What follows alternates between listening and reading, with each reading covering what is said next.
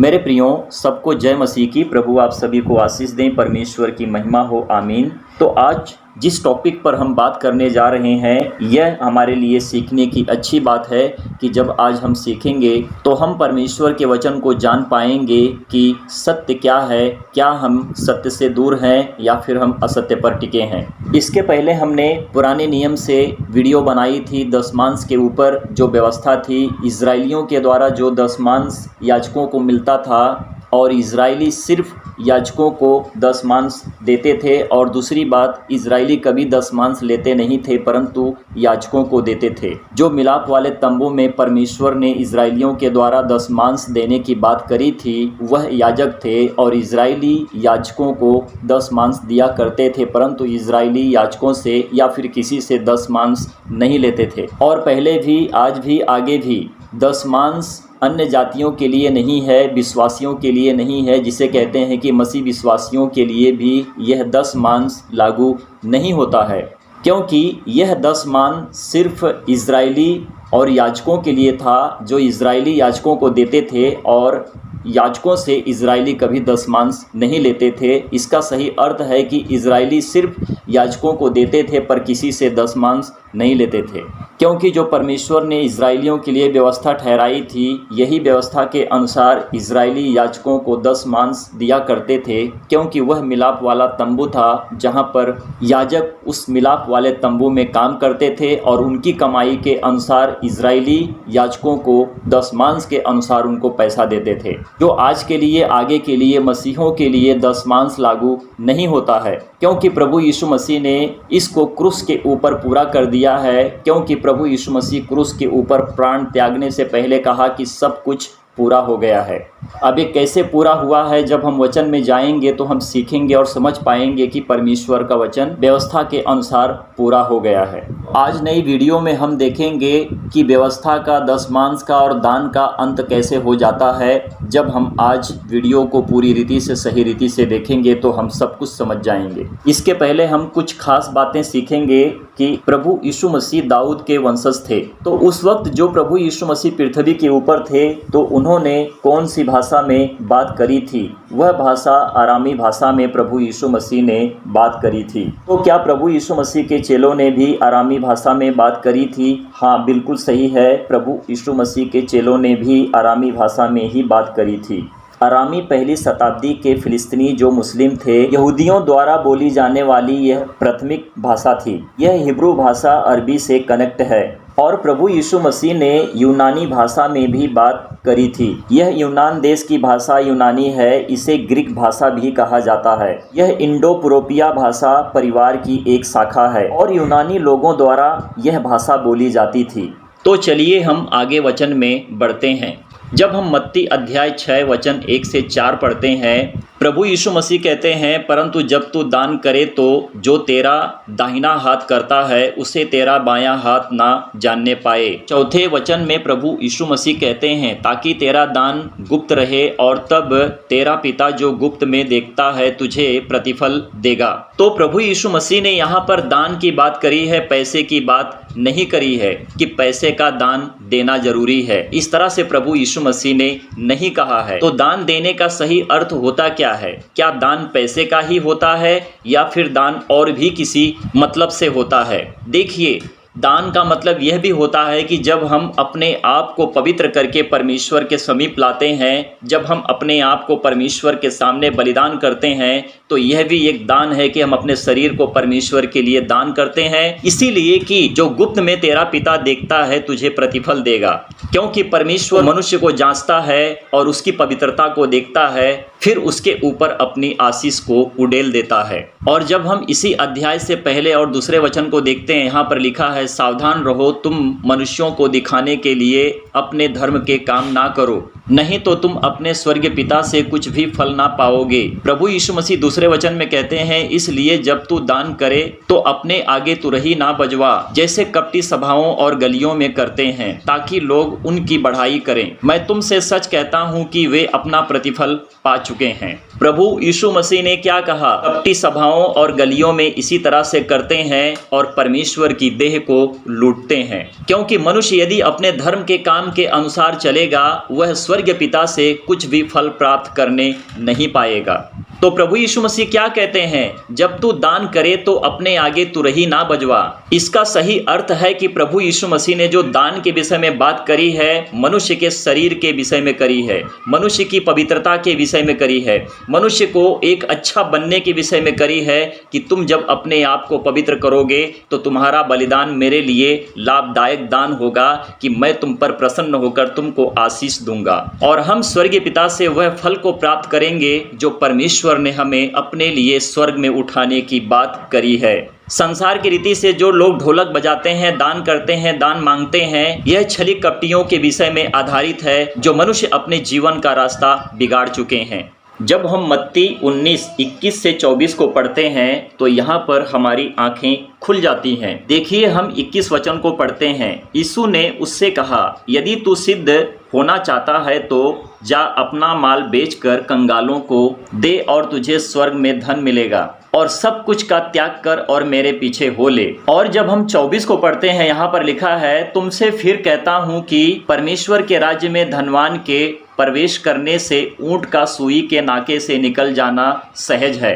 तो इसका अर्थ क्या है, जो व्यर्थ धन कमाते हैं वह स्वर्ग के लिए नहीं, वह पृथ्वी पर धन इकट्ठा करते हैं, उनके धन में कीड़े और काई लग जाते हैं और उनकी शुद्धता कभी सिद्ध नहीं होती, क्योंकि वह परमेश्वर के वचन से और राज्य से बहुत दूर होते हैं। जो पैसे की भरपूर्ति के पीछे चलता है वह परमेश्वर के राज्य से दूर होता है। तो मेरे प्रियो, इसका सही अर्थ है कि परमेश्वर के राज्य में जो धनवान होते हैं कभी प्रवेश नहीं कर सकते हैं, क्योंकि उनका ऊंट के सुई के नाके से निकल जाना सहज होता है। जो धन के पीछे भागता है वो परमेश्वर के पीछे कभी चल ही नहीं सकता है। तो यहाँ पर प्रभु यीशु मसीह ने कितने पैसे दान करने की बात करी है, मनुष्य नहीं समझते हैं और अपनी बातों से ही अपनी सिद्धता को आगे लाते हैं, क्योंकि यह नहीं जानते हैं कि व्यवस्था के अनुसार अब कोई दान नहीं है। और जब मनुष्य परमेश्वर के वचन को नहीं जानेंगे तो इसी तरह से वह गलत रीति से भटकते हैं। 10 मांस अपनी इच्छा के अनुसार नहीं,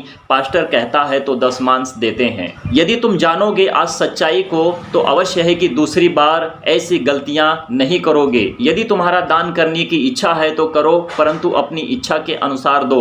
यदि पास्टर तुम्हें मलाकी 3:10 को उठाकर कहे कि देखो यहाँ पर अगर नहीं दोगे तो श्राप आएगा, अवश्य है कि वह व्यक्ति धन के पीछे भागता है, उसका मन परमेश्वर के वचन पर कभी लग ही नहीं सकता है। जो 10 मांस दान के पीछे भागते हैं और परमेश्वर के वचन का इस्तेमाल करके लोगों को गलत रीति से सिखाते हैं। जब हम लुका 21 का 1 से 4 तक पढ़ते हैं, यहाँ पर क्या लिखा है, प्रभु यीशु मसीह क्या कहते हैं, जरा हम नजर डालते हैं।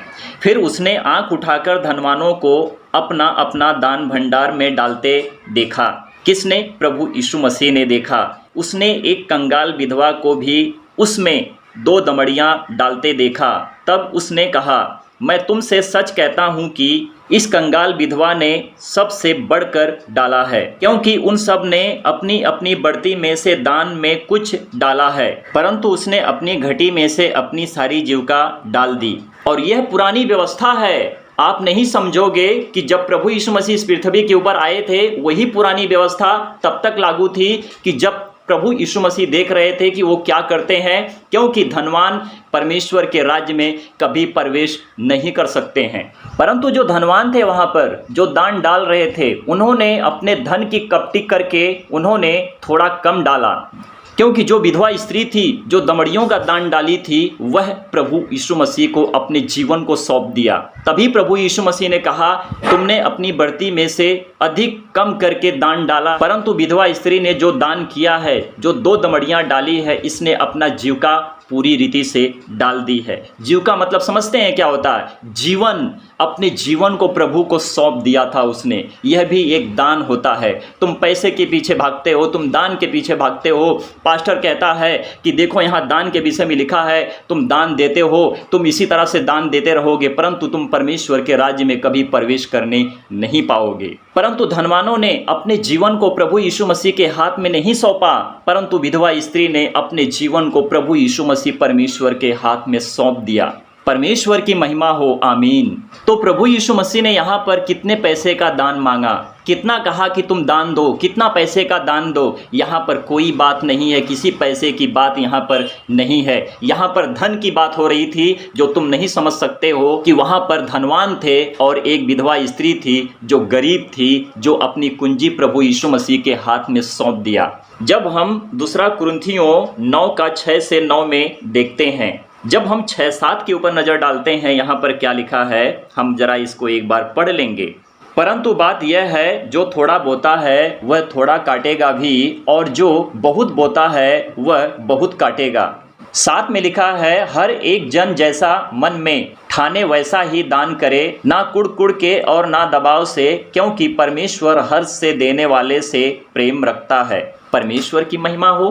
पर ये वही व्यवस्था थी जो व्यवस्था के अनुसार देते थे, लेते थे। परंतु प्रभु यीशु मसीह ने, यदि आप विश्वास करके देखोगे तो अवश्य है कि इसको क्रूस के ऊपर पूरा कर दिए थे। तो यहाँ पर कितना पैसा देने की बात हुई है? क्या पैसा लिखा है यहाँ पर कि पैसे का दान दो? ऐसा लिखा है क्या, पैसे का दान दो? नहीं लिखा है।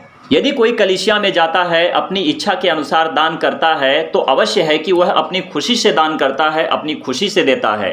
इसमें हमारा कोई विरोध नहीं है कि हम दशमांश के ऊपर, दान के ऊपर विरोध कर रहे हैं। परंतु हाँ, यदि कोई पास्टर जबरदस्ती, कहने का मतलब है कि परमेश्वर के वचन को पकड़कर मलाकी 3:10 के ऊपर जाकर कहता है कि परमेश्वर का श्राप आएगा, हे मेरे भाई, जो तुम्हारा श्राप था प्रभु यीशु मसीह के ऊपर आया, प्रभु यीशु मसीह ने अपने शरीर के ऊपर लिए और क्रूस पर चढ़ गए, मर गए और पूरा हुआ, और मंदिर का पर्दा फटा और सब कुछ एंड हो गया।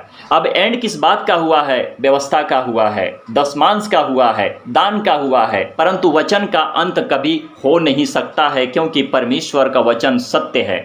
जब आप बड़ी बड़ी कलीसिया में नज़र डालो, वहाँ पर क्या हो रहा है? वहाँ पर प्रार्थना करने के लिए 50,000 मांगते हैं, 10,000 मांगते हैं, 5,000 मांगते हैं, 1,000 मांगते हैं, 500 मांगते हैं। इस तरह से वहाँ पर दावा किया जाता है। गेट के अंदर एंट्री करना है तो वहाँ पर गेट के लिए पैसा, एंट्री करने के लिए वहाँ पर पैसा मांगते हैं। पानी को फूंक मारने के लिए पैसा मांगते हैं, रुमाल को हिलाने के लिए पैसा मांगते हैं, पीछे गिराने के लिए पैसा मांगते हैं। प्रार्थना करने के लिए पैसा क्या कोई मांग सकता है? यदि कोई व्यक्ति बीमार है या दुखी है, तो अगर कोई उसके लिए प्रार्थना करेगा तो क्या वहाँ पर पैसा लेगा? या फिर चर्च में कोई व्यक्ति बीमार होकर जाता है तो अवश्य है कि उसके लिए प्रार्थना होती है, और उसी प्रार्थना के द्वारा यदि वो चंगा होता है तो वहाँ पर उसका मन खुश होता है। तो अपनी इच्छा के अनुसार यदि वो कुछ दे रहा है तो ग्रहण किया जाता है, यदि वह नहीं दे रहा है तो परमेश्वर के वचन को सुनकर आनंद मनाकर अपने घर चला जाता है। मरकुस अध्याय 12 वचन 41 से 44 तक जब हम इसे पढ़ते हैं तो हमारी आंखें खुलती हैं। पर जब हम इसमें 41-42 वचन को देखते हैं, यहाँ पर क्या लिखा है, जरा हम इसको पढ़ लेते हैं। वह मंदिर के भंडार के सामने बैठकर देख रहा था। कौन देख रहा था? प्रभु यीशु मसीह देख रहे थे कि मंदिर के भंडार में क्या चल रहा है, कि लोग मंदिर के भंडार में किस प्रकार पैसे डालते हैं, और बहुत से धनवानों ने बहुत कुछ डाला। 42 में लिखा है, इतने में एक कंगाल विधवा ने आकर 2 दमड़ियाँ जो एक अधेले के बराबर होती है डाली। 43 में लिखा है, तब उसने अपने चेलों को पास बुलाकर उनसे कहा, मैं तुमसे सच कहता हूँ कि मंदिर के भंडार में डालने वालों में से इस कंगाल विधवा ने सबसे बढ़कर डाला है। 44 में लिखा है, क्योंकि सब ने अपने धन की बढ़ती में से डाला है, परंतु इसने अपनी घटी में से जो कुछ उसका था, अर्थात अपनी सारी जीविका डाल दी है। अब बताओ मेरे भाई, यहाँ पर पैसे की बात हुई है, पर कितना पैसा डालना है वह नहीं लिखा है, परंतु एक अधेले भर डालना है, इस तरह से बताया गया है। तो इसका मतलब क्या है? जब प्रभु यीशु मसीह इस पृथ्वी के ऊपर थे ना, तो वही व्यवस्था चल रही थी जो पुराने नियम में थी। तो प्रभु यीशु मसीह सब देखते थे कि कैसे कैसे क्या हो रहा है। अगर वही व्यवस्था पुराने नबियों के द्वारा पूरी हुई होती तो प्रभु यीशु मसीह इस पृथ्वी के ऊपर क्यों करके आते? और इसीलिए परमेश्वर की नज़र धनवानों के ऊपर पड़ी कि उन्होंने धन तो कमाया, परंतु अपने धन की बढ़ती में से अधिकतर कम करके डाला। तो मैं फिर कहता हूं कि परमेश्वर के राज्य में धनवानों का प्रवेश करना बहुत कठिन और बहुत मुश्किल है, क्योंकि धनवान इसी तरह से करते हैं, छल कपट के बीच में जीते हैं। परंतु एक गरीब विधवा स्त्री ने जो कुछ किया प्रभु यीशु मसीह के सामने किया, और विधवा स्त्री के ऊपर जब प्रभु यीशु मसीह ने नज़र डाला तो उसके ऊपर दया किया और उसकी सहायता और उसकी मदद की। क्योंकि धन का कोई मोल नहीं, परमेश्वर के वचन का मोल है। और जब परमेश्वर अपने वचन के द्वारा जब किसी को खींचता है, अपने राज्य में लेके जाता है, दीन लोग परमेश्वर के राज्य में प्रवेश करते हैं, धनवान परमेश्वर के राज्य में कभी प्रवेश करने नहीं पाते हैं। क्योंकि जिस मंदिर में प्रभु यीशु मसीह वचन सुनाने के लिए जाते थे, प्रचार करते थे, वह मंदिर व्यवस्था का मंदिर था और उसी व्यवस्था को पूरा करने के लिए प्रभु यीशु मसीह नए नियम के अनुसार इस पृथ्वी के ऊपर आए थे। मत्ती अध्याय 6 वचन 19-20 में लिखा है, जब हम 19 वचन को देखते हैं तो यहाँ पर प्रभु यीशु मसीह क्या उत्तर देते हैं। अपने लिए पृथ्वी पर धन इकट्ठा ना करो, जहाँ कीड़ा और काई बिगाड़ते हैं और जहाँ चोर सेंध लगाते और चुराते हैं। 20 में लिखा है, परंतु अपने लिए स्वर्ग में धन इकट्ठा करो, जहाँ ना तो कीड़ा और ना काई बिगाड़ते हैं और जहाँ चोर ना सेंध लगाते और ना चुराते हैं। 21 में लिखा है, क्योंकि जहाँ तेरा धन है वहाँ तेरा मन भी लगा रहेगा। तो मनुष्य जब इस पृथ्वी के ऊपर धन इकट्ठा करता है तो वह परमेश्वर के राज्य में कैसे जा सकता है? क्योंकि जो धन के पीछे भागता है वह मन परमेश्वर के लिए शुद्ध नहीं कर सकता है और शुद्धता के लिए जी नहीं सकता है, क्योंकि वह तो परमेश्वर के राज्य से बहुत दूर रहता है। क्योंकि जो पृथ्वी के ऊपर धन इकट्ठा करते हैं उनके धन में कीड़े और काई लग जाते हैं और वह धन लेकर इसी पृथ्वी के ऊपर नष्ट हो जाते हैं। परंतु यदि तुम उस धन को इकट्ठा करोगे जो परमेश्वर का सुसमाचार है, वही तुमको सुसमाचार तुम्हारे लिए इस पृथ्वी के ऊपर धन है जो तुम इकट्ठा करते हो, क्योंकि तुम्हारे लिए स्वर्ग में बांधा जाएगा और उसे ना तो चोर चुरा सकता है और ना तो उसे कोई सेंध लगा सकता है और ना कीड़ा और काई उसको बिगाड़ कर खा सकते हैं। क्योंकि जैसा तेरा मन है उसी रीति के अनुसार परमेश्वर का वचन भी तुझे शुद्ध करेगा। यदि तेरा मन परमेश्वर के वचन पर लगा है तो परमेश्वर के वचन से तू शुद्ध हो जाएगा, पवित्र होकर परमेश्वर के स्वर्ग राज्य के लिए प्रवेश कर लेगा। यदि तेरा मन परमेश्वर के वचन में शुद्ध नहीं है तो अवश्य है कि तू नरक की आग में जलेगा और शैतान के साथ नरक में जाएगा। तो पास्टरों, जब तुम दान लेते हो तो उस दान का करते क्या हो? और मसीहों, जब तुम दान देते हो तो उस दान का इंक्वायरी करो कि वो दान जाता कहाँ है। हम देखते हैं कि मसीह विश्वासी तो दान करते हैं जरूर, परंतु वह दान जाता कहाँ है? कैसे पास्टर का घर चलता है और हम पीछे देखते हैं कि पास्टर के पीछे घर तैयार हो रहा है, बिल्डिंग खड़ा हो रही है, बंगला खड़ा हो रहा है, पैसा भर गया है, सब कुछ हो गया है, ये सब कहाँ से आता है? इसी तरह से मैं कहता हूँ कि धनवानों का परमेश्वर के राज्य में प्रवेश करना बहुत कठिन है, क्योंकि ऊंट का सुई के नाके से निकल जाना सहज हो जाता है। जब हम प्रेरितों 10:1-2 में देखते हैं, यहाँ पर कैसरिया में कुरनेलियुस नाम का एक मनुष्य था, इतालियानी नामक पलटन का सूबेदार था। दूसरे वचन में लिखा है कि वह भक्त था। किसका भक्त था? परमेश्वर का भक्त था और अपने सारे घराने समेत परमेश्वर से डरता था, क्योंकि परमेश्वर के भय से जीता था और यहूदी लोगों को बहुत दान देता और बराबर परमेश्वर से प्रार्थना करता था। तो हमने यहाँ पर क्या देखा? यहूदियों को दान करना मतलब क्या हो गया कि ये व्यवस्था थी और ये व्यवस्था प्रभु यीशु मसीह ही इसको पूरा करते हैं और ये व्यवस्था प्रभु यीशु मसीह के जरिए से पूरा हो जाती है। आप शायद नहीं समझ पाओगे, पर मैं सही कहता हूँ कि दान दशमांश व्यवस्था प्रभु यीशु मसीह ने क्रूस के ऊपर पूरा कर दिया है। और जब हम इसके आगे जाएंगे ना तो आपको सही तरह से समझ में आ जाएगा कि हाँ, सही बात है कि प्रभु यीशु मसीह ने दान दशमांश व्यवस्था को क्रूस के ऊपर पूरा कर दिया है। मैंने क्या कहा? दान दशमांश व्यवस्था को प्रभु यीशु मसीह ने क्रूस के ऊपर पूरा कर दिया है। जब हम प्रेरितों की पुस्तक को पढ़ते हैं अध्याय 3 वचन 1 से 10 तक, तो हमें सही रीति से समझ में आता है कि लिखा क्या है। देखिए 6 से हम 8 तक इसको पढ़ेंगे और लिखा क्या है जरा इसको समझेंगे।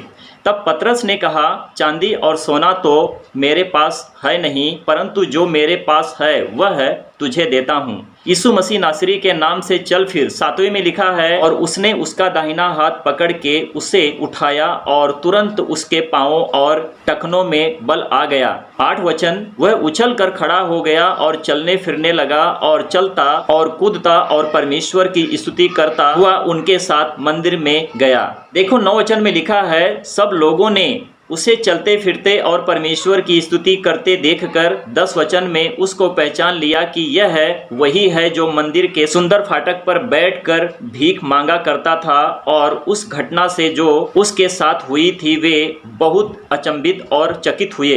और हमने इसको 6 से 10 तक पढ़ा है और 6 से 10 तक पढ़कर हमको क्या समझ में आया है, जरा हम इसको 1 से 5 तक पढ़ते हैं और हमारी आंखें खुल जाएंगी। पतरस और यूहन्ना तीसरे पहर प्रार्थना के समय मंदिर में जा रहे थे और लोग एक जन्म के लंगड़े को ला रहे थे, जिसको वे प्रतिदिन मंदिर के उस द्वार पर जो सुंदर कहलाता है बैठा देते कि वह मंदिर में आने वालों से भीख मांगे। जब उसने पतरस और यूहन्ना को मंदिर में आते देखा तो उनसे भीख मांगी।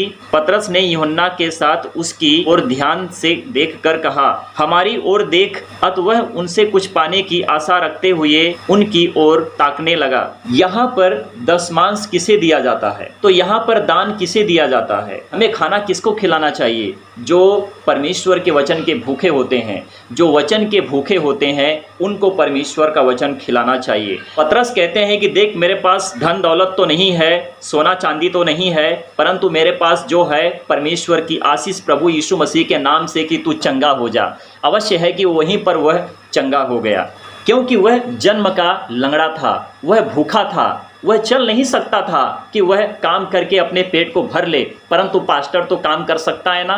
कलीसिया में जो लोग जाते हैं वो तो काम करते ही हैं, वो दशमांश डालते हैं। तो पास्टर क्यों नहीं काम करता है? पास्टर क्यों नहीं अपने पेट को भरता है? काम करके मेहनत करके क्यों नहीं पास्टर पैसा लाता है और अपने हिस्से का 10वां भाग क्यों नहीं कलीसिया में दान करता है? तो भूखों को खाना खिलाओ, जो रास्ते पर भीख मांगते हैं उनके लिए दशमांश देना जरूरी होता है। दशमांश का सही अर्थ यह है कि किसी की मदद करना हमारे लिए अच्छा भला है कि हम उसकी मदद करते हैं। परंतु यहाँ पर हम जब देख रहे हैं तो सारी व्यवस्था है जो प्रभु यीशु मसीह इसको क्रूस के ऊपर पूरा कर देते हैं। और वह जब लंगड़ा भिखारी जब प्रभु यीशु मसीह के नाम से चंगा हुआ तो वह उनके साथ मंदिर में गया।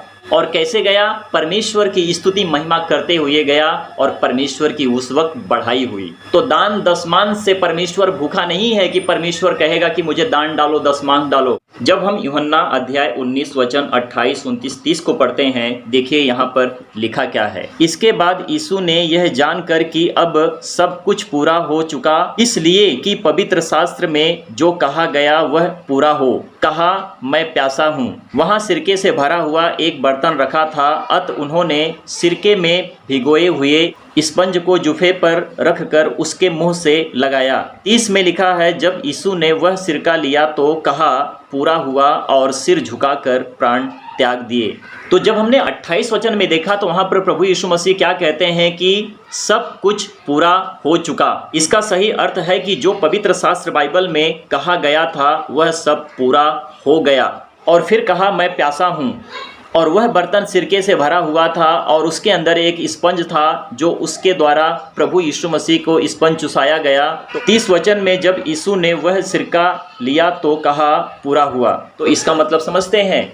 इसका मतलब क्या है? इसका मतलब हमको यह साबित करता है कि प्रभु यीशु मसीह ने सारी व्यवस्था को क्रूस के ऊपर पूरा कर दिया और सब कुछ पूरा हुआ। और जैसे ही कहा वैसे ही प्रभु यीशु मसीह ने अपने प्राण को त्याग दिए। तो आज मसीह विश्वासी, अन्य जाति जो मसीह विश्वासी होते हैं, उनके लिए ना तो कोई व्यवस्था है, ना कोई दशमांश है, ना कोई दान है। वह इस विधि से आज़ाद हो चुके हैं जो परमेश्वर ने उनके लिए सही रीति से विधि ठहराई थी। और जब हम यूहन्ना 35-36 को देखते हैं, यहाँ पर लिखा है, जिसने यह देखा उसने गवाही दी है और उसकी गवाही सच्ची है और वह जानता है कि वह सच कहता है कि तुम भी विश्वास करो। 36 में लिखा है, ये बातें इसलिए हुई कि पवित्र शास्त्र में जो कहा गया वह पूरा हो और उसकी कोई हड्डी तोड़ी ना जाएगी। देख लीजिए, यहाँ पर सही रीति से संपूर्ण मन से हमको पता चलता है कि पवित्र शास्त्र में जो व्यवस्था आई थी परमेश्वर के द्वारा, जो इजराइलियों को मिली थी, जो पुराने नियम के लोगों को मिली थी, वह प्रभु यीशु मसीह ने क्रूस के ऊपर पूरा कर दिया है। अब नए नियम के अनुसार हमारे लिए क्या है? आज्ञा है, वचन है और परमेश्वर का मार्ग है,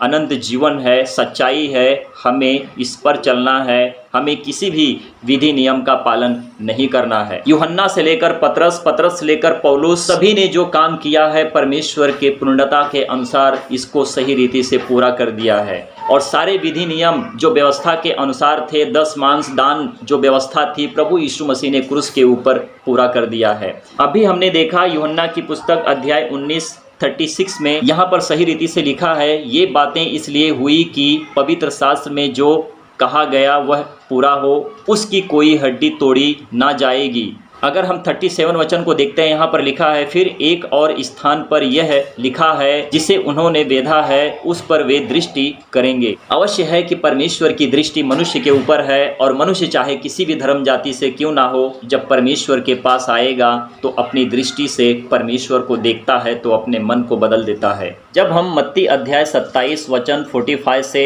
54 तक पढ़ते हैं, हम यहाँ पर पढ़ेंगे, जरा नज़र डालते हैं कि लिखा क्या है और कैसे प्रभु यीशु मसीह ने सारी व्यवस्था को क्रूस के ऊपर पूरा कर दिया। दोपहर से लेकर तीसरे पहर तक उस सारे देश में अंधेरा छाया रहा। तीसरे पहर के निकट यीशु ने बड़े शब्द से पुकार कर कहा, एली एली लमा सबक्तनी, अर्थात हे मेरे परमेश्वर तूने मुझे क्यों छोड़ दिया। जो वहां खड़े थे उनमें से कितनों ने यह सुनकर कहा, वह तो एलिया को पुकारता है। 48 में उनमें से एक तुरंत दौड़ा और स्पंज लेकर सिरके में डुबोया और सरकंडे पर रख कर उसे चुसाया। 49 में औरों ने कहा, रह जाओ, देखें एलिया इससे बचाने आता है कि नहीं। 51 और देखो मंदिर का पर्दा ऊपर से नीचे तक फटकर 2 टुकड़े हो गया और धरती डोल गई और चट्टानें तड़क गई। 52 और कब्रें खुल गई और सोए हुए पवित्र लोगों के बहुत से 100 जी उठे। 53 और उसके जी उठने के बाद वे कब्रों में से निकलकर पवित्र नगर में गए और बहुतों को दिखाई दिए। परमेश्वर की महिमा हो। परमेश्वर की बढ़ाई करना हमारे लिए अच्छा और भला है।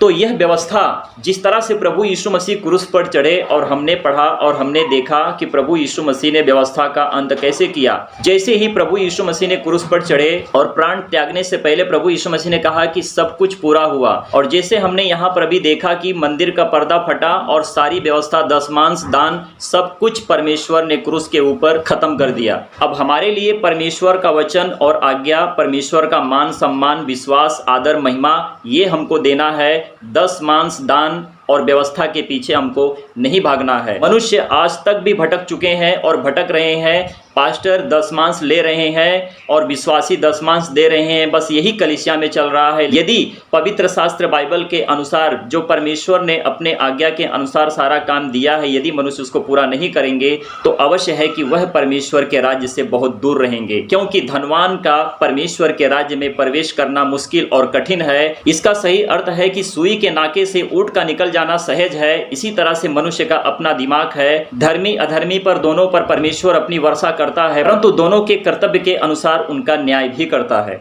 और जब हम मत्ती अध्याय 28 वचन 18, 19, 20 को पढ़ते हैं, 18 वचन में देखो प्रभु यीशु मसीह क्या कहते हैं। यह जी उठने के बाद प्रभु यीशु मसीह ने बताया है। प्रभु यीशु मसीह गलील में पहुंचे और वहां पर लोग और उनके चेले भी थे, और प्रभु यीशु मसीह ने उनके पास आकर कहा, स्वर्ग और पृथ्वी का सारा अधिकार मुझे दिया गया है। 19 में प्रभु यीशु मसीह कहते हैं, इसीलिए तुम जाओ, सब जातियों के लोगों को चेला बनाओ और उन्हें पिता, पुत्र और पवित्र आत्मा के नाम से बपतिस्मा दो। और 20 वचन में प्रभु यीशु मसीह कहते हैं, और उन्हें सब बातें जो मैंने तुम्हें आज्ञा दी है मानना सिखाओ, और देखो जगत के अंत तक सदैव मैं तुम्हारे संग हूँ।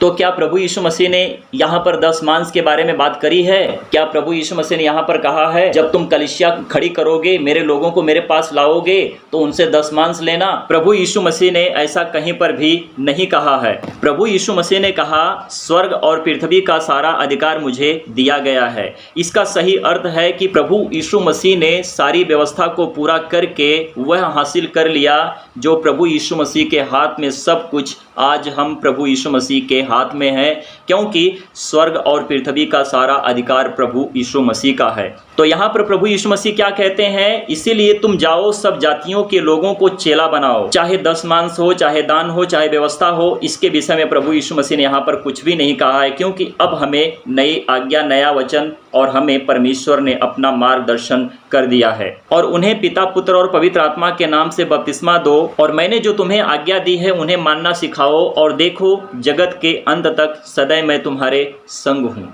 तो आज हमारे लिए कोई व्यवस्था नहीं है, क्योंकि मंदिर का पर्दा फटा तो व्यवस्था गई, मंदिर का पर्दा फटा तो दशमांश गया, मंदिर का पर्दा फटा तो दान गया।